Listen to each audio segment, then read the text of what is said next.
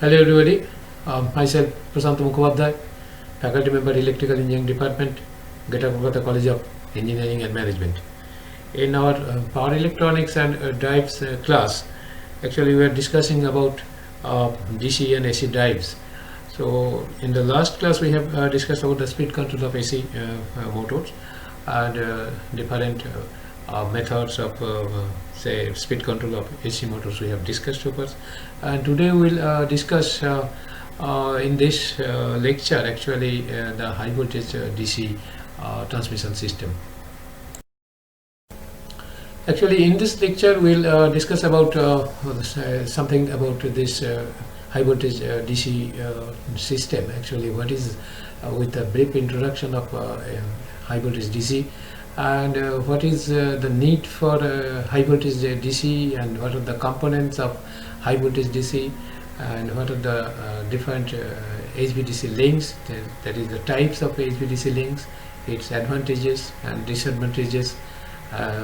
With this and we'll conclude this lecture. So let us start with this introduction. Basically power electronics, you know, we have already talked about this. It is the study of switching electronic circuits in order to control the flow of electrical energy. This is very important. Basically this power electronics study includes the switching electronic circuits to control for the flow of electrical energy. And it is literally impossible to list all the applications of power electronics today, as it has penetrated almost all the fields. And some of the few are listed below, that is aerospace and defense, automotives and traction, home appliances, telecommunication, utility systems, and renewable energy. So besides whatever we have discussed so far, that is the applications of the power electronics in the field of speed control of both DC and AC motors. So this list of applications of this power electronics is very big. So because the applications of the power electronics has crossed all the boundaries. Basically it has penetrated almost all the fields. So and not only that, in aerospace, defense, automotives, traction, home appliances, telecommunication, utility systems, and renewable energy power electronics are being used. Now question is what is high voltage HVDC? Basically high voltage direct current electric power transmission system uses direct current for the bulk transmission of electrical power, in contrast with the more common alternating current system. So HVDC actually allows power transmission between unsynchronized AC transmission systems, and for long distance transmission HVDC systems may be less expensive and suffer lower electrical losses. So an HVDC link can be controlled independently of the phase angle between source and load. So this is the basic introductions of the HVDC, basically a high voltage DC power transmission system. It is using this direct current for the bulk transmissions of the electrical power, that in contrast with the more common alternating current systems. And HVDC allows power transmission between unsynchronized AC transmission systems, and for long distance transmission HVDC systems may be less expensive and suffer lower electrical losses.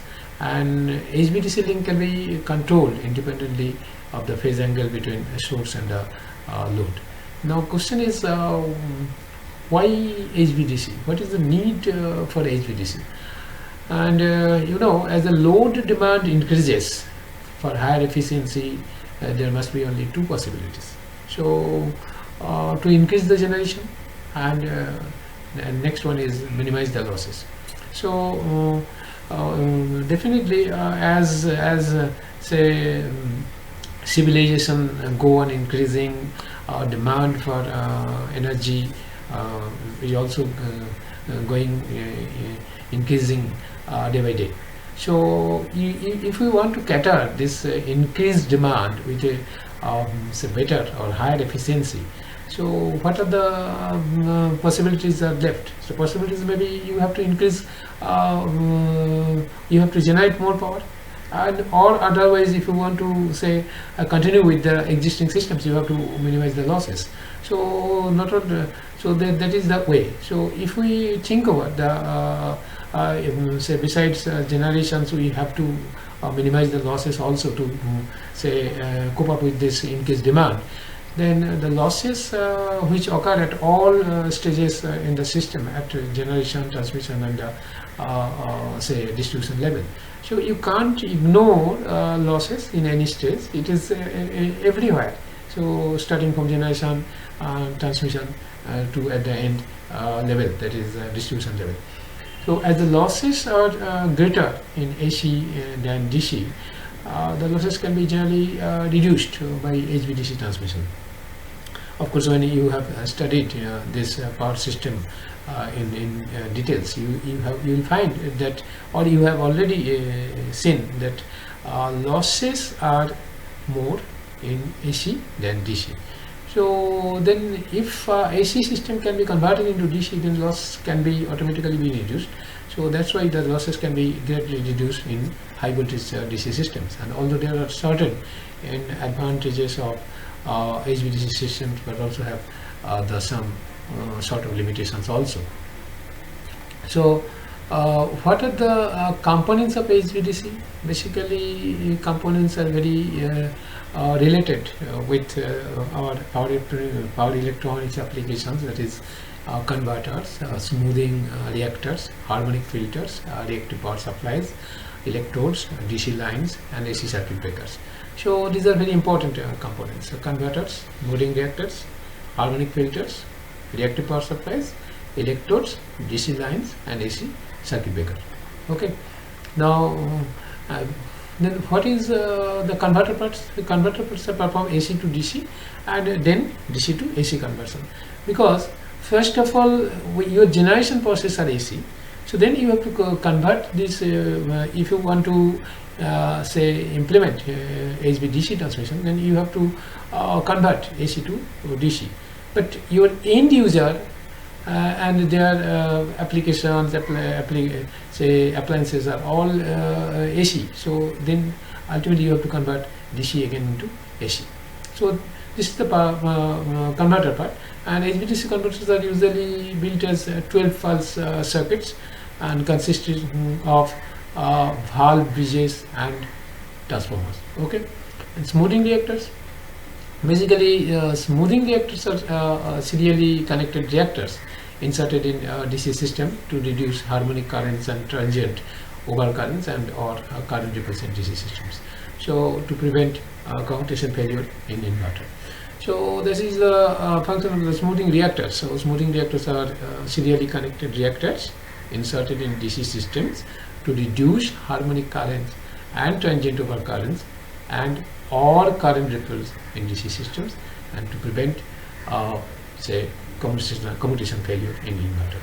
Okay. Now harmonic filters. So harmonic filters are used to eliminate these harmonics. You know, so every energy is electrical energy is consisting of fundamental plus higher order say harmonics, that is, and these harmonic filters are used to harmonic say eliminate these harmonics, and converters generate harmonics in voltages and currents, and these harmonics cause the overheating of capacitors and nearby generators and interface with telecommunication systems. So harmonic filters is must. And DC lines, they may be overhead lines or cables, and DC lines are very similar to AC lines, and AC circuit breaker, and they used to clear the faults in transformer and for taking DC link out of service. Okay, this is actually the purpose of the using AC circuit breakers. They are used for clear the faults in the transformer and for taking DC link out of service. Now then next is reactive power supply. So under steady state condition, the reactive power consumed by the converter is about 50% of the active power transfer, and under transient conditions it could be much higher. So for a strong AC power system, this reactive power is provided by a shunt capacitors. Once again, I am repeating, reactive power supplied under steady state condition, the reactive power consumed by the converter is about 50% of the active power transfer. Under transient conditions, it could be much higher, and for a long AC power system, this reactive power is provided by a shunt capacitor. And what are the electrodes? Electrodes are the conductors that provide connection to the earth for neutral, and they have large surface to minimize current and surface voltage gradients. Okay, so electrodes are conductors that provide connection to the earth for neutral, and they have large surface to minimize current and surface voltage gradient. So what are the types of HVDC links? It may be monopolar links, it may be bipolar links, it may be homopolar links, it may be back-to-back link, and it may be multi-terminal link. So these are the types. So once again, I am telling you, link may be monopolar link, link may be bipolar link, link may be homopolar link, it may be back-to-back link, and it may be multi-terminal links. Okay. Now, one after another, we'll discuss about this link. So, what is monopolar link? So, see, this is the diagram of the monopolar link, and you know. So, this monopolar link has a single conductor of negative polarity. So, it is a single conductor of negative polarity, and it uses earth or C for the return path. So very interesting. So it has a single conductor for negative polarity, and it uses earth or C for return path of current. And sometimes the metallic return is also used. And two converters, converter 1 and converter 2, are placed at the end of each pole. Okay. So these are the two converters, and but this link has several disadvantages because it uses earth as a return path, and the monopolar link is not much in use nowadays. Once again, I am repeating about this monopolar link.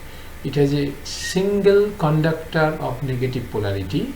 It uses earth or C for the return path of current, and sometimes the metallic return is also used, and two converters are placed at the end of each of the pole, end of each pole, and but this link has several disadvantages because it uses earth as a return path, and the monopolar link is not much in use nowadays. Okay. Now we'll talk about bipolar HVDC link. Bipolar HVDC link, basically this is the diagram of the bipolar HVDC link, and the bipolar link has two conductors. One is positive and the other is negative to the earth. One is positive and other is negative to the earth. Okay, so the midpoints of the converter stations are earthed through electrodes. These are the midpoints. Say converter stations are, this is earthed through electrodes. And what is the advantages? If any of their link stops operating, the link is converted into monopolar mode because of the ground return system. Okay, and the half of the system continues supplies the power, because if you say once again see this is actually the monopolar link. So in that case, if any of the say link stop operating, so in that case the link is converted into monopolar, mode because of the ground return system, and the half of the system continues supplies the power. So this is very important, how a bipolar link can be converted into monopolar link in case of any say link stop operating. So, so this diagram will clear, and if you compare this diagram, bipolar HVDC link with monopolar link, then the very reason of why if one of the link stop operating, it acts as a monopolar link. Okay, so if any one of their link stop operating in bipolar HVDC link, the link is converted into monopolar mode because of the ground return system, and the half of the system continues supplies the power. So this is the definitely an advantage of this bipolar HVDC link. Next we'll go for discussions of the homopolar HVDC link. So basically homopolar HVDC link has two or more conductors all having the same polarity, usually negative, and since the corona effect in DC transmission lines is less for negative polarity, the return path of such a system is through ground, and the homopolar system is not presently used in a very much way. So basically this homopolar HVDC link, once again I am repeating about this homopolar HVDC link, it has two or more conductors and all having the same polarity, and usually it is negative, and since the corona effect in DC transmission line is less for negative polarity, the return part of such a system is through ground, and the homopolar system is not used presently. So next we'll discuss about back-to-back line HVDC link. So usually bipolar without earth return, and this is the say diagram of back-to-back line HVDC link, and converters and inverters are located at the same place. Basically these converters and inverters are located at the same place, and no HVDC transmission line actually provides asynchronous tie between two different AC network. So here there is no HVDC transmission line. It is basically provides asynchronous tie between two different AC systems. This is also AC system, this is also AC systems, and power transfer can be in either directions. Okay, so this is actually back-to-back line HVDC link. Okay, then multiple terminal HVDC link. Basically, the 3 or more terminals are connected. Okay, this is a diagram. In parallel, some feed power and some receive power from HVDC bus. Okay, there are two possible connections for empty HVDC schemes, so constant voltage parallel scheme or constant current series schemes. Okay, so this is actually a multiple terminal HVDC link. These actually there are 3 or more terminals connected in parallel, and some feed power and some receive power from HVDC bus. And there are two possible connections for empty HVDC schemes. Either it is constant voltage parallel scheme or constant current series scheme. Okay, now we'll discuss about the advantages. So loss is very less, as no frequency reversal taken into account, and interconnection of asynchronously operated power systems. And another advantage is it's the absence of transmission line limitations, and another advantage is simple in construction. And then next is first change of energy flow, that is ability of quick and bidirectional control of energy flow. And another advantage is lesser corona loss and radio interferences. Greater reliability can be used for submarine and underground transmissions, and of course low cost of DC lines, cables and insulators and towers. Once again I'm repeating all these advantages. So loss is very less, as no frequency reversal taken into account, interconnections of asynchronously operated power systems, absence of transmission line limitations, simple in construction, fast change of energy flow, that is ability of quick and bidirectional control of energy flow, lesser corona loss and radio interference, greater reliability, and also can be used for submarine and underground transmissions, and low cost of DC lines, cables and insulators and towers. So these are the advantages. Now if we talk about this disadvantages, so definitely some disadvantages are also there. So actually we use of converters, filters, etc. increases the overall cost.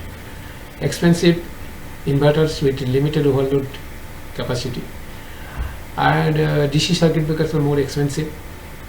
HVDC converters have low overloading capacity. More maintenance is required for insulators. Voltage transmission is possible only on AC side, and higher losses in static inverter at smaller transmissions. So these are the disadvantages, that is use of the converters, filters, etc. increases the overall cost. Expensive inverters with limited overloading capacity. DC circuit breakers are more expensive. HVDC converters have low overloading capacity. More maintenance is required for insulators, and voltage transmission is also possible possible only on AC side, and higher losses in the static inverter at smaller transmissions. So these are genuine disadvantages of these HVDC systems.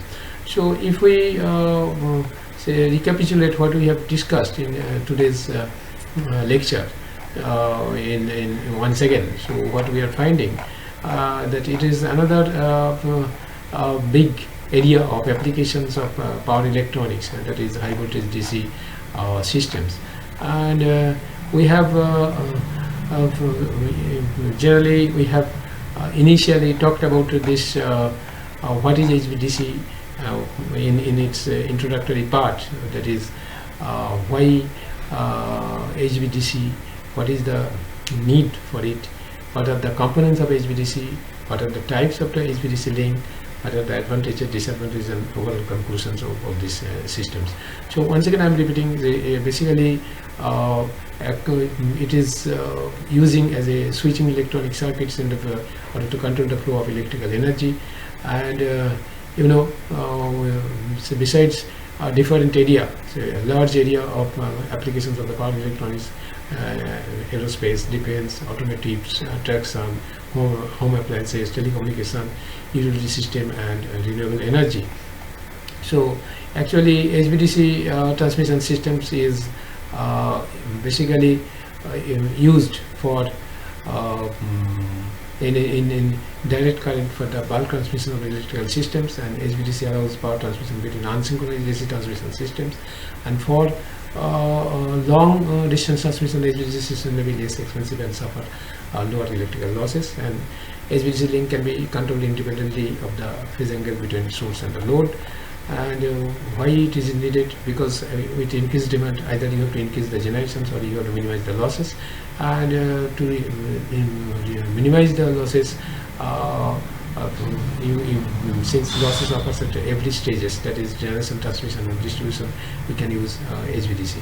So losses are greater in AC than DC, and so it can be reduced in HVDC transmission system.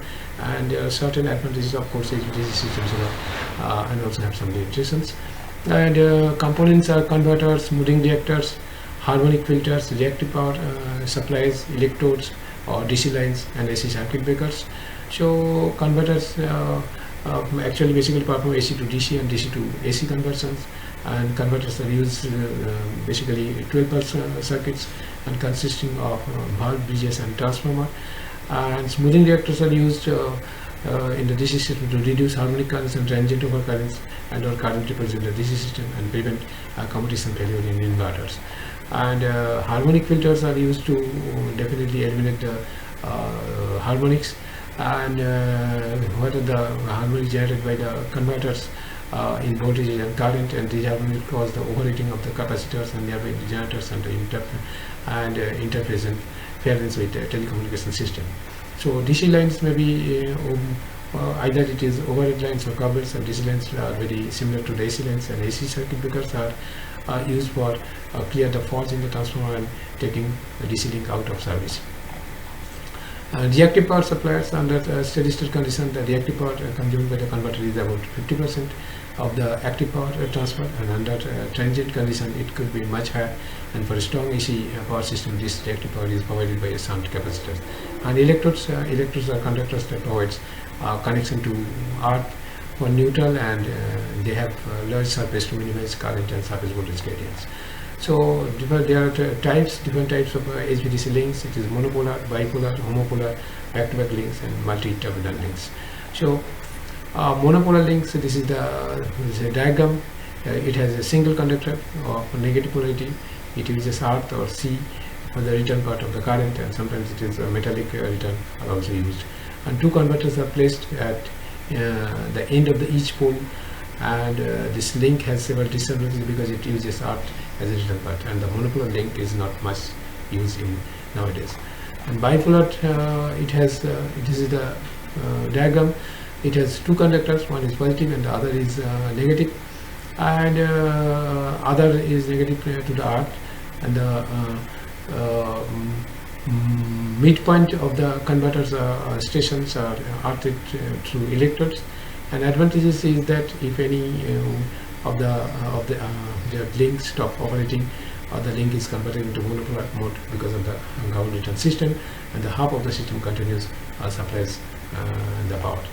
And homopolar link, it has two or more conductors. This is the diagram, all having the same polarity, usually negative, and since the corona in DC transmission line is less for negative polarity, the return part of such a system is through ground, and the homopolar system is not used presently. And back-to-back line HVDC link, so this is the systems usually bipolar without earth return, and converters and inverters are located at the same pole. Okay, and no HVDC transmission line is required, and provides asynchronous tie between two different AC network. Okay, these are the two different AC network, and power transfer can be in either directions. And then multiple terminal link, there are more terminals connected in parallel, some feed power and some receive power from HVDC bus, and there are two possible connections for empty HVDC schemes: constant voltage parallel scheme and constant current series scheme. Okay, so this is the system. And once again I'm telling you, this is actually 3 or more terminals connected in parallel, some feed power and some receive power from HVDC bus, and there are two possible connections for empty HVDC schemes, and constant voltage parallel scheme and constant current series scheme.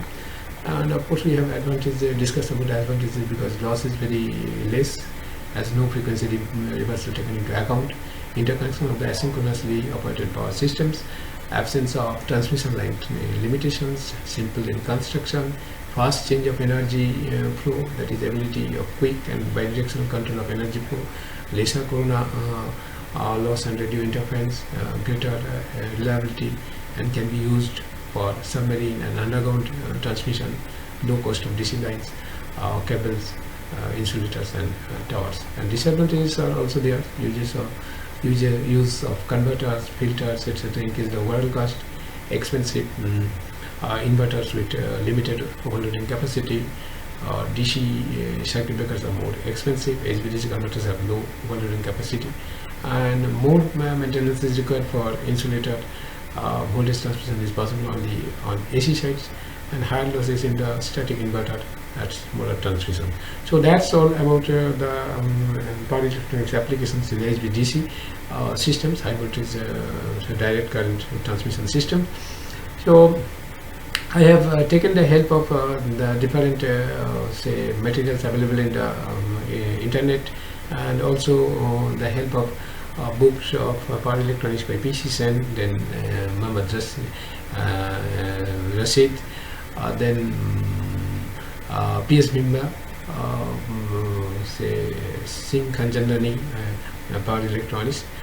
So I once again I'm asking you to besides this video lecture, you must go through your textbook, and if you have any problem of understanding, you can contact me. My contact number, email ID, WhatsApp number, everything is given, as I told you in several times of this power electronics lecture class. So I expect any problem, if you have, you must communicate me. So thank you all of you for patient hearing, and hopefully you have enjoyed the class. Okay, and so that's all for today. So we are concluding this